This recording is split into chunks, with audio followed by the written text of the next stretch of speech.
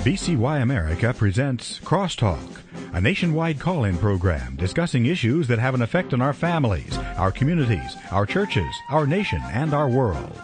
Crosstalk, an opportunity for you to voice your concerns for biblical principles. And now live by satellite and around the world on the internet at vcyamerica.org. Here is today's Crosstalk. Well, thank you, Mr. Morris, and good to have you with us on Crosstalk today. Do you remember the story about Chicken Little, the sky is falling? And people today, of course, aren't saying much about the sky is falling. Instead, they are talking about global warming. That's right. And we've been hearing about this for how long now? And how do we take the hand of God and regulate the weather? Well, interesting story today, and we have a special guest. Our theme for the program, you'd call it The Greatest Hoax. In fact, that's not just the name of the program, it's the title of a book we'll be talking about in a moment. But I want you to listen, first of all, to an audio clip that dates back to December of 2011. And I want you to listen because there was a big conclave, went down to Africa, and to discuss global warming. It was a big issue. And our guest today, Senator James Inhofe, was involved in sending an audio clip that really raised the rancor of those who are worried about adjusting the thermostat for our warming global condition. Listen to this audio, and then we'll be right back with our guest today. I want you to listen carefully. Republican Senator James Inhofe of Oklahoma recorded a video message that was aired at a press conference of climate change deniers here at the summit on Wednesday. Hi, I'm Senator Jim Inhofe, a Republican senator from Oklahoma. Today I'm happy to bring you the good news about the complete collapse of the global warming movement and the failure of the Kyoto process as world leaders meet for the United Nations Global Warming Conference in Durban, South Africa. For the past decade, I've been the leader in the United States Senate standing up against global warming alarmism and cap and trade, which would have been the largest tax increase in the history of America. This victory is especially important today as families in America and around the world continue to face really tough economic times, and tossing out any remote possibility of a UN global warming treaty is one of the most important things we can do for the economy. I'm making this announcement from Washington, D.C., where I'm confident that the only person left talking about global warming is me. The message from Washington to the UN delegates in South Africa is this week could not be any clearer. You are being ignored. That was Senator Inhofe of Oklahoma talking about celebrating the nail in the coffin. It very much follows one of his chief staffers, Mark Morano, who we had on yesterday, who was calling President Obama, George W. Obama, saying that a Republican president could never have accomplished what President Obama did here, installing the talks, because people would have been sparked to rise up. They didn't expect that Obama would do the same. Your response, Kate? Well, of course, on the science, he's just blatantly wrong. It's clear, it's compelling, and it's urgent, and we must listen to it. I think that what this demonstrates is, yet again, politicians speaking on behalf of the 1%, the polluters, the financial elites that stand to benefit from lack of action, and not the 99% that are demanding climate justice around the world. I think that Obama's team here has, of course, continued to represent those elites and those polluters, and that's in large part what's driving his position here. And he's absolutely right to say that the world expected more of Obama. They gave him a chance to enter into these discussions in a productive, constructive way, and his team here hasn't. I think when you talk to delegates, you'll see some of that frustration, and you'll see some of the concerns around the blocking of progress. Senator Inhofe again saying the message from Washington to the UN delegates in South Africa is this week could not be any clearer. You are being ignored. You know, it's time that we get rid of these shameful senators that are spinning tall tales that don't even line up with reality. The American people are sick and tired of this kind of sinister, mindless talking. The fact is that what is actually growing, unlike the senator says, is the global climate movement. It's now grown beyond itself to become a movement about climate justice. It's gone to global outreach to people around the world and put people together to collaborate on tackling this problem. And actually, that global climate movement is the movement that's taking us on the course of real solutions, unlike the delayed diplomacy that we see coming out of the State Department. Well, folks, those were the words of Michael Dorsey from Dartmouth College, and also from Kate Horner, who's from the Friends of Earth. And again, making reference that the 1% of the elite against the 99% who are in favor of global warming. Well, we're going to have an interesting talk because today our guest is U.S. Senator James Inhofe. Senator Inhofe represents the state of Oklahoma. He was the first elected to the U.S. Senate in 1994. He is one of the leading conservative voices in America and a strong advocate of common sense values. In January 2003, Senator Inhofe became the chairman of the Senate Environment and Public Works Committee, and today he is the ranking member of this committee. He's the author of the newly released book, The Greatest Hoax, How Global Warming Conspiracy Threatens Your Future. And with that, we say welcome, Senator Inhofe. Nice to have you with us today. Well, thank you, Vic. And since you announced the book, there is a website that somebody put together called thegreatesthoax.com. And I'd invite our listeners, if you want to hear some really good interviews of me on this subject, many by hostile people that are far-left liberals who have bought into this thing. So it might be of interest to them. Well, you know, it's interesting that the host of that television program called them the global warming deniers. Mm-hmm. Interesting epitaph.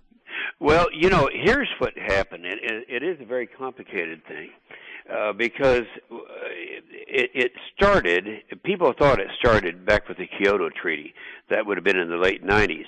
That's not when it started. It started in 1972. It was the United Nations in their effort to put together something where they could be autonomous and not have to be answered or accountable to any of the nations. And they had this conference back there called the UN Conference on Human Environment. Now, that was 1972. Fast forward 15 years to 1987, and that's, Vic, when they came out with this term called sustainable development.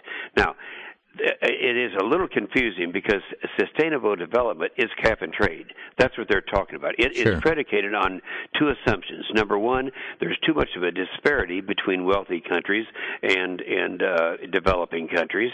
And number two, our planet can't sustain the level of development that's going on right now. So it has to be controlled by who? The United Nations. So they started this whole thing. They formed this group called the IPCC, which supposedly was a scientific group that now has been exposed for being a part of cooking the science to get people to believe that the world's coming to an end. Now, Senator, you used some pretty harsh words in the title of your book, like hoax and conspiracy. Are you utilizing these words just for sensational purposes, or do you really believe that the motive here is hoax? Oh, absolutely. A definition of a hoax is something accepted or established by fraud or fabrication. And that's exactly what we are talking about here. The motivation, I think we all understand now. We didn't before. But I have to say this. Way back when this thing started, let's say 2001, I believed, because everyone said it was true, that somehow we were going into something called global warming. It was due to man-made gases like CO2.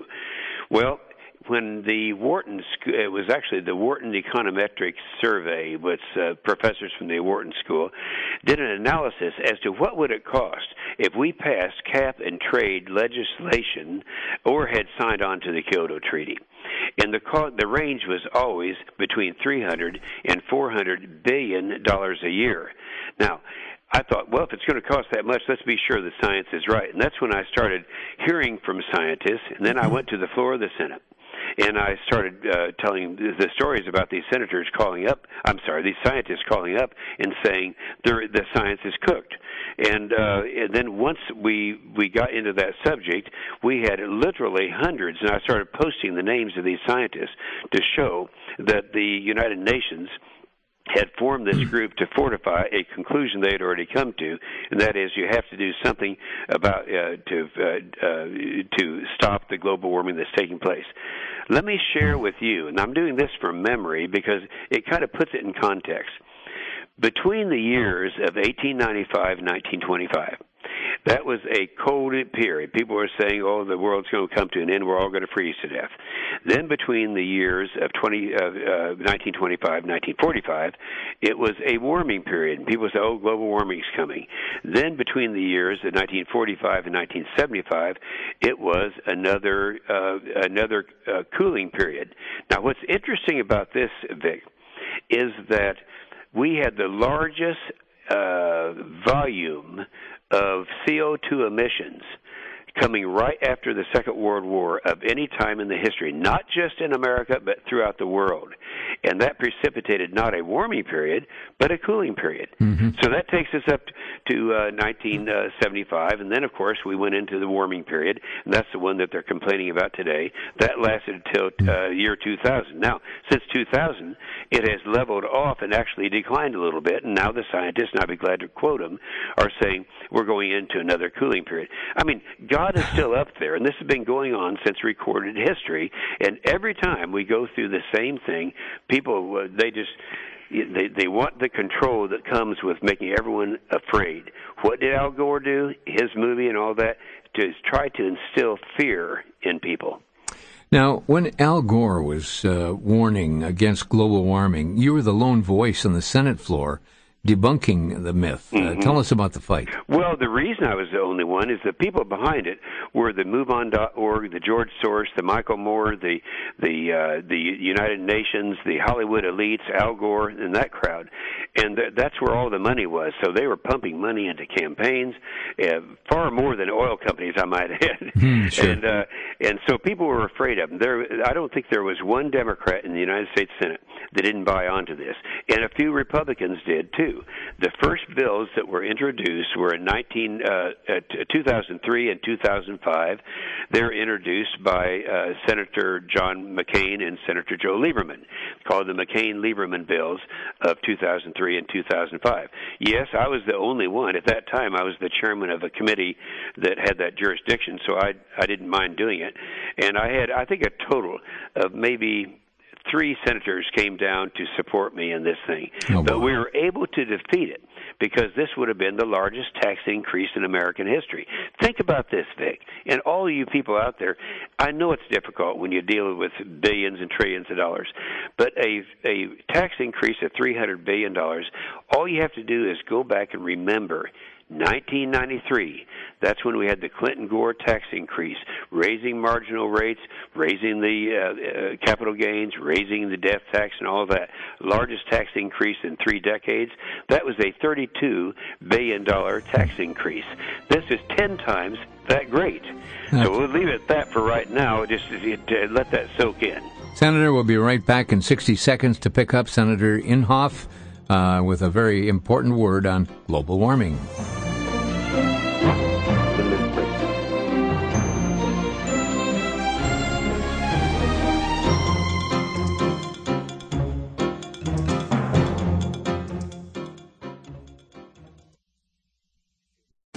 Back to Genesis with Dr. John Morris, creation researcher with ICR.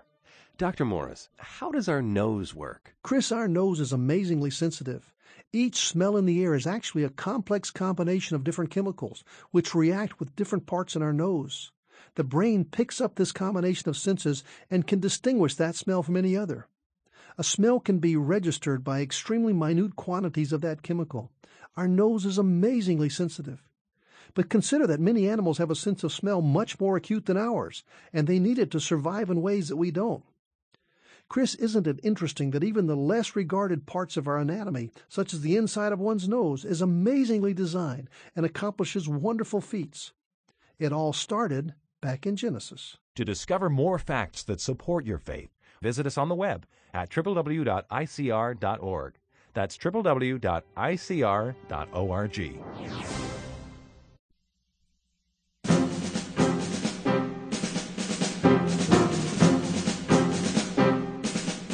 And welcome back to Crosstalk, where today we're talking about the Greatest Hoax. That's also the name of a book we're going to be talking to you about in a few moments. But U.S. Senator James Inhofe from Oklahoma, and he was one of the lonely senators out there on the floor debunking the myth of global warming. And, of course, when you find all these people like lemmings following one another into the sea with somebody's philosophy, it's a pain to say that, but sometimes in Washington, you have some congressmen or senators that are like lemmings following each other and never read the fine print. Well, Senator Inhofe, we're back with you here again, and we were talking about the fight there. Is it true that your face actually appeared on a wanted poster calling my goodness, you're the most dangerous man on the planet? Yeah. Let me finish one thing first, Vic. Sure. And that was, I've already told the people how much this would cost if we did it. But I know there are people out there who don't agree with me and with you, and just for their benefit, I ask in a public meeting, live on TV, Lisa Jackson, who's the administrator of the EPA, that in the event that any of these things passed, either through regulation or legislation, cap and trade, that gave us the largest tax increase in history, would this lower the emissions of CO2? And she said no. Because the problem isn't here. It's in China, it's in India, and other places. And as a matter of fact, if you lowered that here so that our manufacturing base would have to go overseas to find the energy to manufacture, it would actually increase CO2 because they don't have emissions. So I almost have to say that. And to answer your question, yes. The United Nations, who started this whole thing, have a big party they throw every year. With our money, I might add. We pay 25% of it. And they have all 192 countries from around the world come together to try to convince all of them to adopt some type of an international treaty like they tried with Kyoto. And it's just the biggest party of the year, and that's why people go. And they are lured in there, such as I've had a mission in Africa now for 16 years. Many of my friends down there go to this. They say, well, we are told if we would do this, we'll be the recipient of large amounts of money in order to comply with all these requirements. Well, one of these meetings was in Milan, Italy. That was 2003. And so I went over to this one. When I got out, and this is how the book starts, the most dangerous man on earth, or on the planet, I guess it says, had my picture on all the telephone poles, and it was a wanted picture, just like an FBI wanted poster. Oh, brother. And it said, and then down below, they had my quote, which I just made. My quote is as follows: the notion that man-made gases are causing catastrophic global warming has got to be the greatest hoax ever perpetrated on the American people. That stands today, and that was almost 10 years ago that I made that. Yep, I was wanted. Now, Senator, we're going to talk about your book for a minute. You state in your book, which, by the way, is called The Greatest Hoax. We'll tell you how you can get it in just a few moments. But you state in your book that one of your favorite Bible verses, Genesis 8:22, while the earth remaineth seed time and harvest, and cold and heat, and summer and winter, and day and night shall not cease. What's the significance of these verses to this issue? Well, the Genesis 8:22 that I use in there is, as long as the earth remains, there will be springtime, harvest, cold and heat, winter and summer, day and night. My point is, God's still up there. And this is the arrogance of people who think that we, human beings, would be able to change what he is doing in the climate is, to me, outrageous. And I think that when in the last segment we talked about going through these stages of heat and cold, just about, every 25 years or so. Cyclical. It is cyclical and decadal in some cases, and so I just try to get the point across. The same people today that are hysterical about global warming just a few years ago in 1975 knew that we were going to all freeze to death. The best evidence of that, which is in the book, is a cover of Time magazine back in 1975 that said, I'm going from memory now, words to this effect, that get ready, there's another ice age coming, we're all going to die. Well, Well, that same Time magazine, just a couple of years ago, had the last polar bear standing on the last cube of ice saying global warming's coming, be worried, be very worried. Well, I don't blame, if I were on the board of directors at the time, I'd do the same thing. That sells. But the point is, there are people who are not happy unless they scare people. Even Al Gore said, in order for the nations to relinquish some of their authority to the United Nations so that they can regulate the gases, they have to first experience fright, fear, and that's exactly what they're trying to do. That's what he tried to do with his movie. And these kids, we have evidence of kids whose teachers forced them to watch this movie once a month, the Al Gore movie, and they would have nightmares, waking up in the middle of the night thinking they're drowning because of the sea level coming up. Well, that's what this is all about, and that's what they've been doing since Kyoto went down almost 15 years ago. Senator Inhofe, you believe our nation is overregulated in areas pertaining to energy and industry. Can you provide some examples for us? Sure. Well, first of all, this is a statement no one is going to refute. We in the United States have more recoverable resources in coal, gas, and oil than any country in the world. Now, that means that we're also the only country that doesn't exploit its own resources. And because of the far-left environmentalists, we're unable to drill and get our natural gas and our oil. They're trying to stop a process called hydraulic fracturing, saying that this is going to be damaging to the earth when you can't get into these tight formations without it. That hydraulic fracturing is a process that started in my state of Oklahoma. In 1949, there's never been a documented case of groundwater contamination, and so it's just a way to stop us from developing our resources. That is the real, as it relates to energy. And I'll tell you what, I think it's going to backfire on Obama and on all the liberals that are supporting him in Congress and the Senate, because these people are marching down this path, and the prices of gas keep going up and keep going up. Now we remember that Obama's Secretary of Energy, Stephen Chu, made this statement in 2008 that we want to raise the price of gasoline to be comparable to Europe, which is about $8 a gallon, so that people will get weaned off of fossil fuels. And again, just last week, that same Secretary of Energy, when asked the question, will the administration try to lower the price of gas, the answer is no. I heard that. Yeah, can you? I can't believe that, because imagine what kind of a campaign issue that would be. I mean, I can assure you, if my wife were already a believer, she would be real quick. But this is really what is.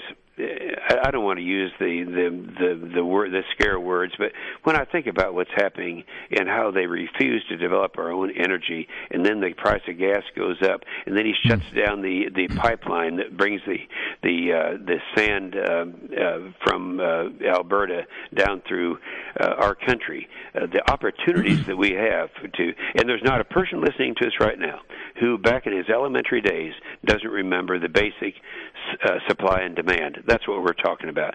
So we have the opportunity to be completely self-sufficient. We could be self-sufficient from the Middle East in a matter of months, not years, if we were just to develop our own resources. When I think of the pipeline and the issue there, where if we don't use it, it's going to go to China. Mm-hmm. Well, they already have made this arrangement that obviously they're going to develop these sands in Alberta and that part of Canada, but that is actually already arranged. It would be going to the west coast of Canada and picked up by China. And so it's for those people who think somehow they won't be developing this just because we won't let it come to the United States, they're wrong, and they know they're wrong. You know, Hollywood has become an influential, I don't know what you'd call it, instrument, I guess you'd call it, where you have Hollywood celebrities pushing the global warming myth.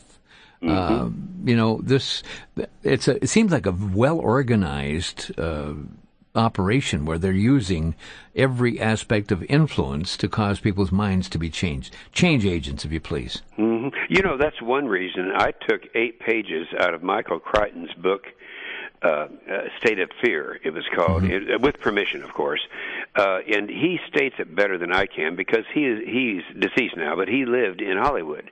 And he has a grasp on how Hollywood has influenced the media, and the media is now all lined up on this hoax.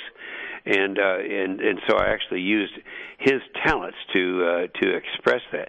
Hollywood's kind of funny. These people are very liberal. They want to run everyone else's life, but they don't want their lives to be run.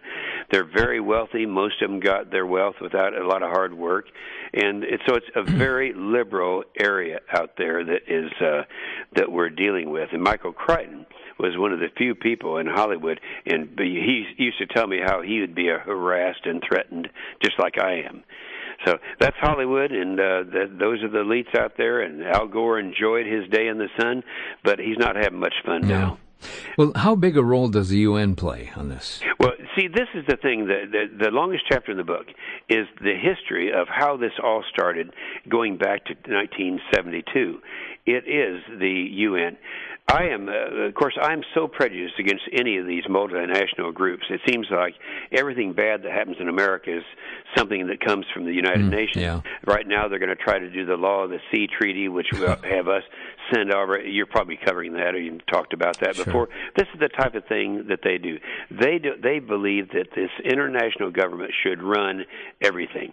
Now and then, when they come out with something that is very bad for the United States, I get a group of senators, and this was true when John Bolton was the ambassador to the United Nations. He's such a great guy. And we would send a communication to the UN threatening to withhold a percentage of our dues to the United Nations if they didn't change their anti-American policy. And this outrages them. They don't want to be accountable to anyone. Well, how do they do that? They have to develop a funding mechanism that will allow them to not be accountable to anyone and to run everyone else's life. What's the answer? It's called sustainable development. They coined this actually in 1987, and this is what they are using which is the same thing as cap and trade. In 1992, they had the Earth Summit. It was in Rio de Janeiro, and a lot of people will remember that because it got a lot of attention. Well, that's where the United Nations put together this program of sustainable development based on two things. Number one, there's too great of a disparity between the wealthy countries and the poor countries. And number two, we have to stop development or slow down development because the Earth cannot sustain this rate of development. That means to slow down the wealthy countries or the developed nations. So it's an equal distribution of wealth situation on an international basis. Now, that's what it's all about. And right now, as you and I are speaking, Vic, down in Rio, they're setting up the meeting now for the Rio de Janeiro Earth Summit plus 20. That's 20 years ago. And they're going to be making another run at sustainable development and trying to make people believe that we are immoral for the level of wealth that we've achieved in this country, and we should all be under the wing and supervision of the United Nations. Folks, stay with us. We're going to be right back. We want to tell you how you can get a copy of this book, The Greatest Hoax, and written by U.S. Senator James Inhofe. He's our guest today. And I want you to stay with us. We'll be back in just a minute.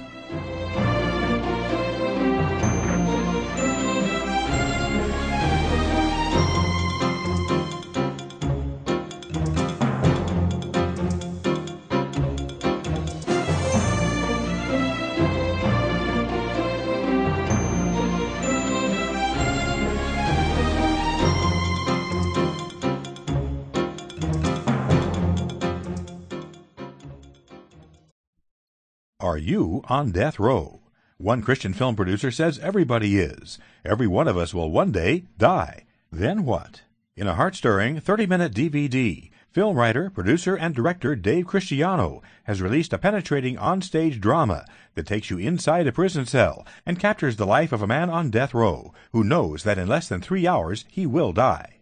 Convicted of murder, he sits angry, guilty, and scared. At his request for a preacher, the two engage in a soul-searching conversation that is forever impacting. As an evangelistic tool, VCY America is making available Death Row, encouraging you to share with unsaved friends and loved ones. One copy is available for a donation of $8, or you can obtain a 4-pack of the Death Row DVDs for a donation of $20. This offer will expire at the end of March. To make your donation by phone, call 1-800-729-9829 and specify whether you want 1 or 4 Death Row DVDs. That's 1-800-729-9829.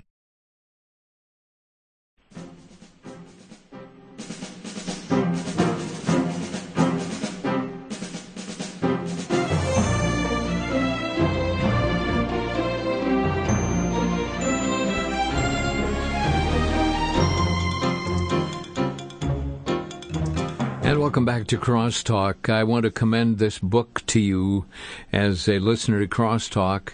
This is called The Greatest Hoax, How the Global Warming Conspiracy Threatens Our Future. U.S. Senator James Inhofe, he's with us today as our guest. This is a kind of a book. It's a hardback book. It's literally a must-read book. We have the special note here is that through the end of this month, the VCY bookstore is offering The Greatest Hoax at a very special price, 25% off. This is a hardcover 300-page book. It normally retails for $25.95, but through March 31st, you can obtain this copy for $19.98 plus shipping. And if you're, it's available at the VCY.com. That VCY.com is our bookstore on the web. If you want to call their offices right now, our bookstore 800 number, it's 888-722-4829. And again, by phone to the VCY bookstore, 888-722-4829. And online, VCY.com. The name of the book is The Greatest Hoax. And we're talking about that hoax today. I wonder, folks, does this bother you? I mean, do you see this? And we got little kids being taught all about this terrible thing that the sky is falling. I mean, Al Gore, rather, out in the bush, trying to convince us of the situation. I mean, this old world is, good grief, global warming, then global cooling. Those of us that have lived past 60 years, and I'm one of those, can look back and see the cyclical effects of warm and cold. I mean, I was raised in the North Country where 57 below zero was the coldest I ever remember, but the thermostat in the house was on full tilt, keeping us warm and healthy and whatever. 40 below zero was common.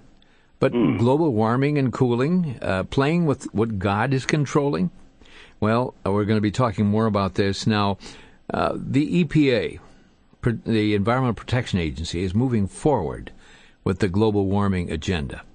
And I guess my question is, where do they get the authority to do this when Congress has not granted them that authority? Okay, that's the best key question that could be asked. You know, at one time when I figured we finally won the fight, we beat all the bills that were going to install cap and trade. Now, cap and trade, that's what it's all about. That's what what government wants us to do. This is Obama's program.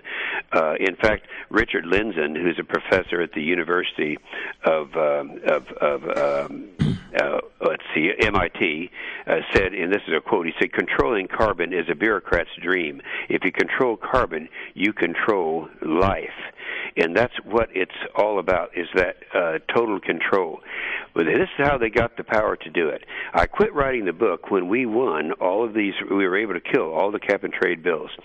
And then I found out, and I hadn't thought about this, Obama's EPA then decided that they were going to do it with regulation, and so that was what they shifted to do that. Now, your question was, how did they get the authority to do this? Now, Congress hasn't given them that authority. No, but this is how they do it.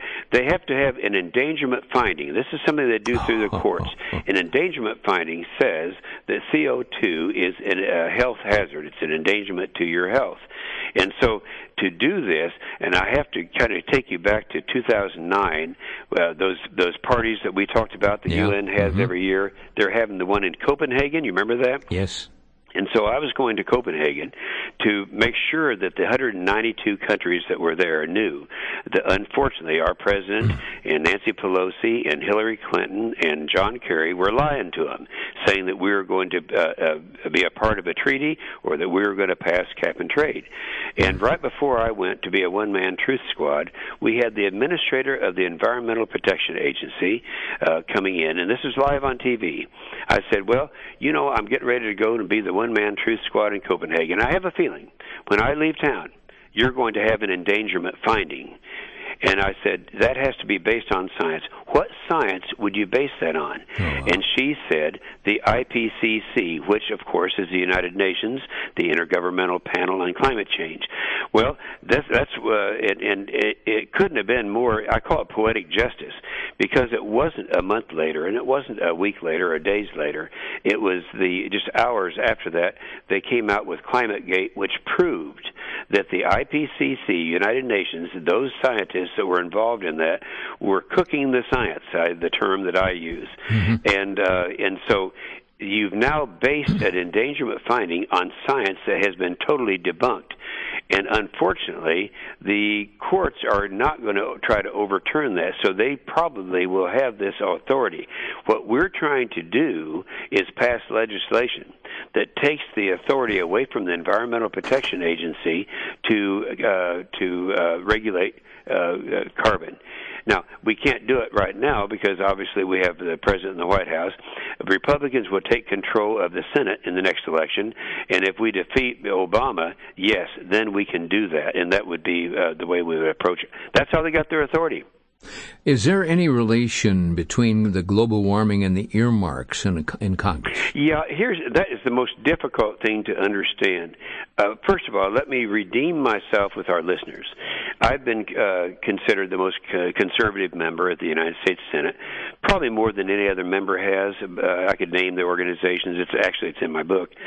But having said that, there's one thing that the Republican conservatives did that was very foolish. I'm going to lose a lot of our listeners when I say this. It's one of these things that you tell the truth, and if they won't listen, you won't be able to comprehend it. And that's why we have the longest chapter in the book is on this particular issue. When the Republicans said that they were going to have a 1-year moratorium on earmarks, people thought of earmarks as being the turtle bridges and that type of thing. Mm-hmm. What they defined it as was authorization and appropriation. When we are sworn into the Senate or the House, we put our hand on the Bible and swear to uphold the Constitution. Article 1, Section 9 of the Constitution says clearly, our job is to appropriate and to authorize. And if you go back and study it, Justice Story said you don't want the president to have that much power. Well, we now know that the president, Obama, was behind all of this earmark moratorium that the Republicans did. And the reason is, if the Republicans refuse to authorize and appropriate, then the president, gets to do it. Now, I'm going to give you an example. I've got 20 kids and grandkids. One of my little granddaughters came home, this is several years ago, because she's in college now, and she was probably in the 6th grade. She came home and said, Popeye, Vic, I is for Inhofe, so it's Mama and Popeye, okay? Said, Popeye, why is it you don't understand global warming? And I said, well, why do you ask that? And she showed me the stuff that she's been learning in school. I traced that back to the Environmental Protection Agency, which was our tax dollars being paid to brainwash my little granddaughter into believing something to be true. And this is what has been going on, and that's why we've dedicated a whole chapter showing this. I defy any conservative to read that whole chapter and deny what I just told you. Unfortunately, a lot of them won't have the time or the inclination to do that. It's a huge thing. Bureaucratic earmarks are bad. In fact, you might remember when Sean Hannity, I was on his show the other night on this book, too. He kind of likes the book. When Sean Hannity came out with the 102 most egregious earmarks, and he listed them, and these are the turtle bridges and all those things. So in my book, I list all 102. Then at the end of that, I say, what do all of these have in common? The answer, not one was a congressional earmark. They were all Obama bureaucratic earmarks. So that's where the problem is. And the Republicans have to wise up to this. I think most of them have. But still, it's an easy issue to demagogue, and unfortunately that happens. Now, we're obviously, all of us, concerned about that Keystone Pipeline issue, but let me ask this question. We're coming up, we're going to open our phone lines here shortly. Here's the question. Can you shed some light on where the candidates running for president stand on the issue? All the Republicans are strongly in favor of using the Keystone Pipeline. Okay. And as a matter of fact, my state of Oklahoma has in Cushing, Oklahoma, is kind of the crossroads of all those pipelines. And we are in the process of developing that from Tulsa, Oklahoma, down to Port Arthur, Texas, not far from Houston. Well, the president can't stop that. But the president could stop temporarily, probably just until the election, us from progressing through Nebraska. And it was the environmentalists who said, no, we don't want to do that because they're going to develop up in Canada. They would develop those type formations up there. They call it the sands. And they didn't, they were thinking if we could stop the pipeline, we could stop them from drilling. Well, that isn't true because, as we've already suggested, the Chinese are already lined up ready to buy that oil. So it's going to be produced. It just is going to come down through us to augment our supply or not. So that's the big issue. Every Republican running for president, all four of them now that you've been watching, and all of our viewers, our listeners have been watching, are strongly in favor of the pipeline. I'm going to open our phone lines, 800-733-9829. We'll have time for just a very few calls, 800-733-9829. One final question, and I think all of us would look for hope. Is there hope on this issue, or are we on the path of no return? And finally, what can listeners do in response to the issue? First of all, read the book, because there is definitely a path that we can take. We, first of all, have to make sure everyone understands the issue and doesn't buy onto what is referred to as the drive-by media. Because they're all pretty liberal, and with a few exceptions, that they've been in on this and brainwashing our kids, along with government, Al Gore, and the rest of them. Well, right now, our phone lines are going crazy. They're jammed, and we're going to go very quickly to Mike, who's in Wisconsin. And, folks, kind of limit your calls very quickly because we're limited on time. Mike, go right ahead. 2 points. Senator, do you quote any scripture in your book? Yeah, as a matter of fact, I do. I quote some at the last. My favorite is Genesis 8:22, which is, "As long as the earth remains, there will be springtime and harvest, cold and heat, winter and summer, day and night." God's still up there, and we are doing. And there's another piece of scripture I'll mention, which I should have mentioned.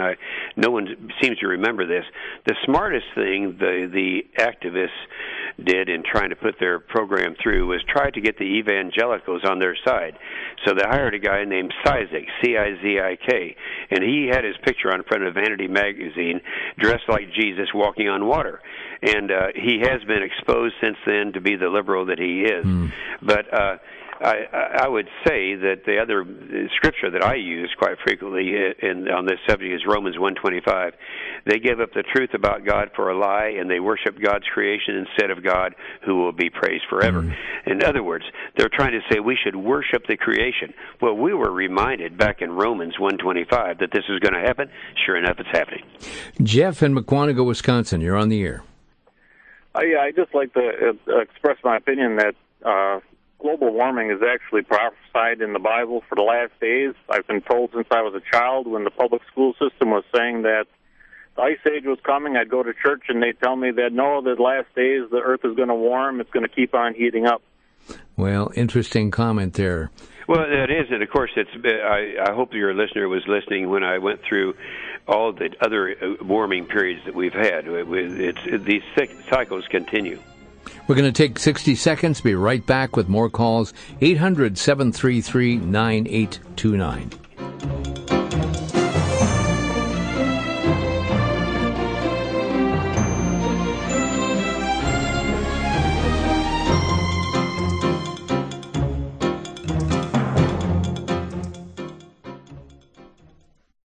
For the Worldview Weekend Minute, I'm Brennan House. Our website's worldviewweekend.com. Romans 1:23 tells us that one of the signs that God has given a nation over is that they begin to take the incorruptible God and make him like corruptible man. We see in 2 Thessalonians 2:9-11 that there will be a strong delusion during the last days. We see in 1 Kings chapter 22:19-23 that when people follow false teachers and false gods, God actually allows demons to speak through those false gods, making people believe that their gods are really real. We see in 1 Kings chapter 22, God permitting 400 demons to go into 400 false prophets and then speak like they had authority in order to do what? To destroy the people. In other words, God uses false teachers, false prophets, and false gods and allows the demons to take part in that in order to bring judgment for their idolatry.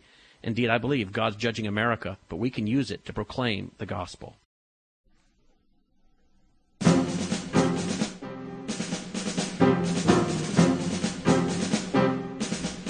And welcome back to Crosstalk, where the clock is moving so quickly and many calls, Pennsylvania, Illinois, New York, all online here.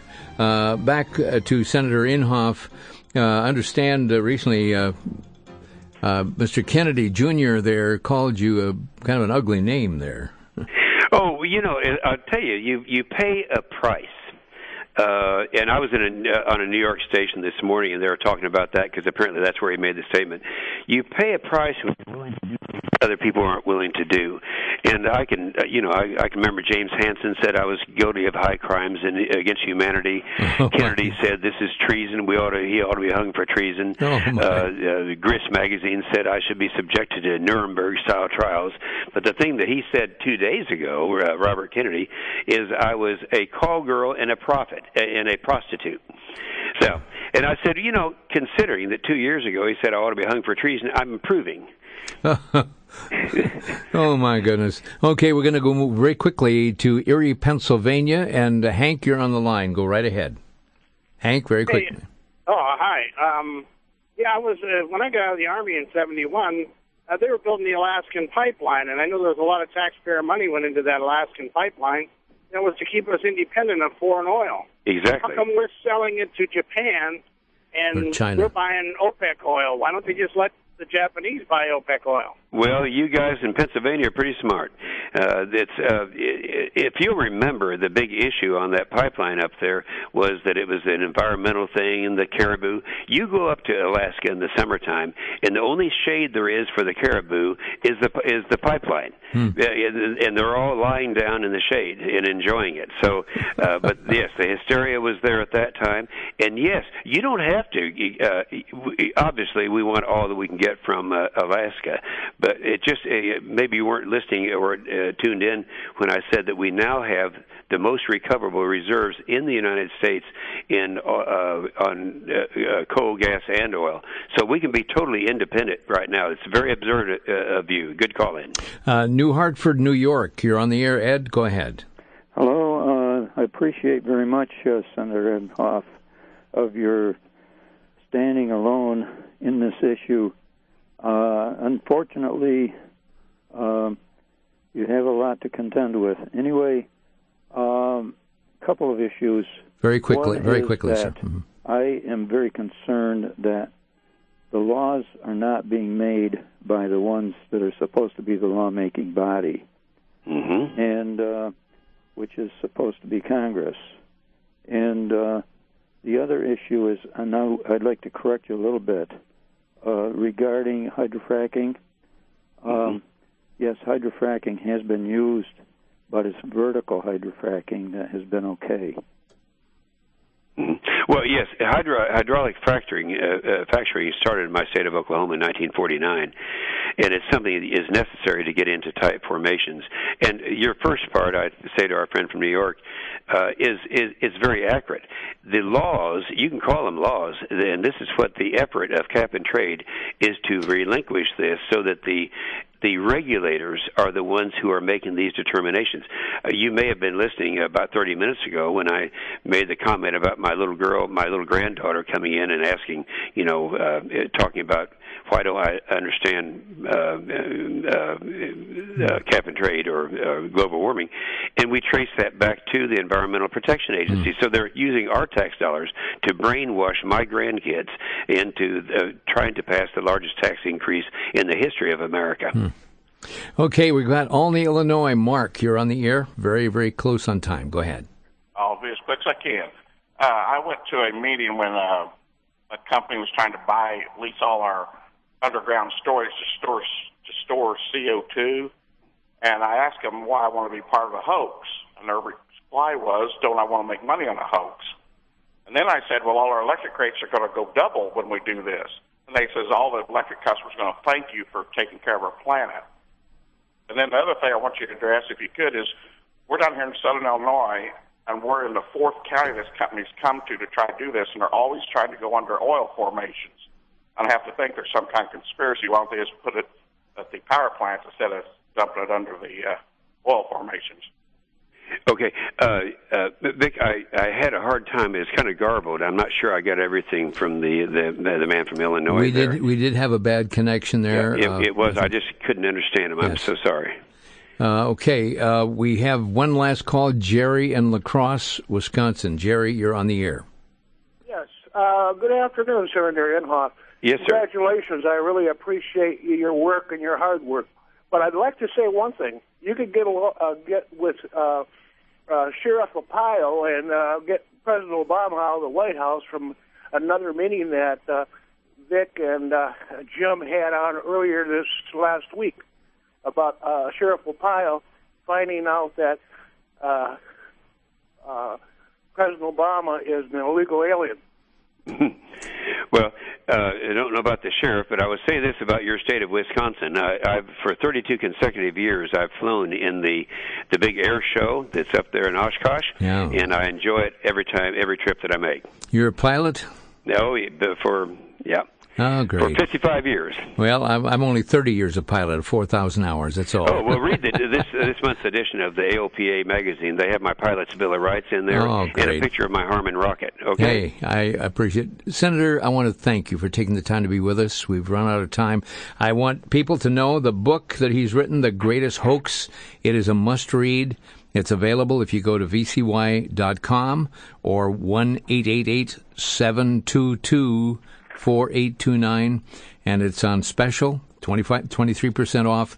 It's a book that you must read. Senator, thank you so much for representing common sense. Well, thank you, Vic. You're doing the Lord's work. Thank you so much. Yes. God bless you now. Bye. And folks, thanks for joining us on Crosstalk today. And we need to pray for our country. Pray for the leadership. Pray for senators who've got the courage to stand up for what's right and not afraid to even bring God's promises from His Word, dealing with the issues. Romans 1 describes it quite well, as the senator said. But may I say this, pray for our country, and then don't hesitate to pick up your phone and call your senators and your representatives. The number is easy to remember. Write it down. It's 202-224-3121 or 202-225-3121. That's the number of the switchboard at the Capitol. Let your leaders know what you think. You're the taxpayer. You're the boss. You're paying the taxes. Thanks for joining us on Crosstalk.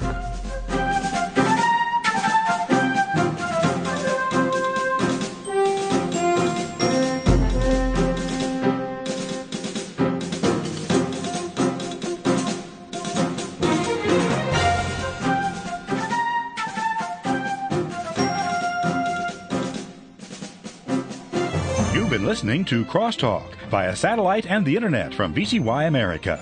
Views expressed may or may not be those of this station. For a CD of today's program, send a donation of $6 or more to VCY Take Ministry, 3434 West Kilbourne Avenue, Milwaukee, Wisconsin, 53208, or download by RSS or podcast from crosstalkamerica.com. And join us again for Crosstalk.